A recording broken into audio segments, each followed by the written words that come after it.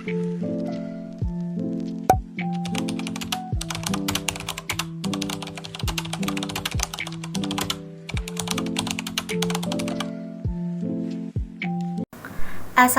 warahmatullahi wabarakatuh. Halo teman-teman, nama aku Vina Fauzia Widyaningrum dari kelas 11/4 Teknik 1. Kali ini, aku akan berbagi sedikit informasi mengenai salah satu pahlawan yang ikut melawan VOC loh. Anyway, kalian tahu nggak sih siapa itu VOC dan mereka punya niat apa ya datang ke Indonesia? Perusahaan dagang Belanda yang didirikan pada tahun 1602. VOC didirikan untuk menggabungkan beberapa perusahaan dagang Belanda yang bersaing dalam perdagangan rempah-rempah di Asia. Pemerintah Belanda memberikan VOC hak monopoli perdagangan di Asia Timur, terutama di Nusantara atau biasa disebut dengan Indonesia. VOC memiliki hak istimewa untuk berdagang, membangun benteng, dan bahkan menjalankan kekuasaan politik seperti membuat perjanjian dan mencetak uang loh. Pada masa kejayaannya, VOC menguasai perdagangan rempah-rempah seperti cengkeh, pala, dan lada. Namun, VOC mengalami kemunduran akibat korupsi, manajemen yang buruk, dan persaingan internasional. Pada tahun 1799, VOC resmi dibubarkan dan aset-asetnya diambil alih oleh pemerintah Belanda yang kemudian menjadikan wilayah Nusantara sebagai koloni resmi.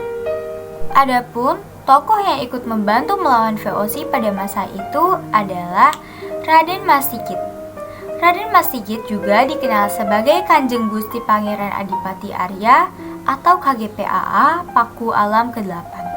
Adalah putra Sri Sultan Hamengkubuwono ke-11 yang kemudian menjadi pimpinan Kadipaten Pakualam, sebuah wilayah di Yogyakarta yang memiliki status istimewa. Meskipun berada di bawah Kesultanan Yogyakarta, Pakualam adalah gelar yang diberikan kepada penguasaan Pakualam. Beliau lahir dengan nama Raden Mas Sigit. Lahir pada tahun 1910 dan wafat pada 11 September 1998. Orang tuanya yaitu Sri Sultan Hamengkubuwono ke-11. Raden Mas Sigit di kemudian hari menjadi KGPAA Pakualam ke-8 dan menjabat sebagai pimpinan Kadipaten Pakualam.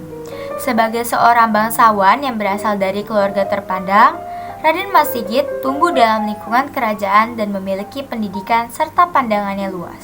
Fakta menarik dari Raden Mas Sigit yaitu 1. Keturunan bangsawan Yogyakarta. Raden Mas Sigit yang kemudian dikenal sebagai KGPAA Pakualam ke-8 adalah putra dari Sri Sultan Hamengkubuwono ke-11, Raja Yogyakarta yang sangat berpengaruh. Ini menjadikan Raden Mas Sigit bagian dari dua dinasti kerajaan besar di Yogyakarta, yaitu Kesultanan Yogyakarta dan Kadipaten Pakualam. Yang kedua, dua gelar kebangsawan. Walaupun ia adalah putra dari Sultan Hamengkubuwono ke-11, Raden Mas Sigit justru memimpin Kadipaten Pakualam sebagai Pakualam ke-8, sebuah posisi penting di Kerajaan Yogyakarta yang memiliki status istimewa sebagai monarki kecil. Yang ketiga, Pakualam memiliki peran politik. Sebagai Pakualam ke-8, Raden Mas Sigit tidak hanya memiliki peran simbolis, tetapi juga peran politik. Pakualam memiliki pengaruh yang cukup signifikan dalam pemerintahan Yogyakarta dan dalam sejarah Indonesia modern. Pakualam bersama Kesultanan Yogyakarta menjadi bagian dari Republik Indonesia.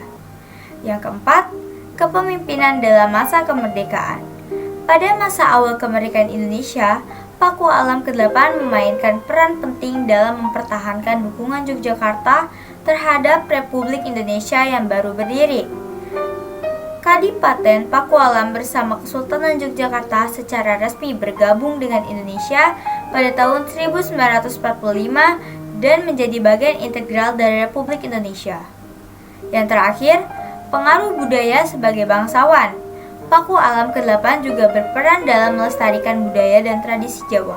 Pakualam menjadi pusat penting dalam perkembangan seni dan budaya tradisional Jawa, khususnya seni tari dan sastra. Sekian Sekian dari saya, mohon maaf jika ada kata-kata yang kurang berkenan ataupun tidak jelas. Mohon dimaklumi, karena saya juga masih belajar. Sekian dari saya, wassalamualaikum warahmatullahi wabarakatuh. Bye-bye.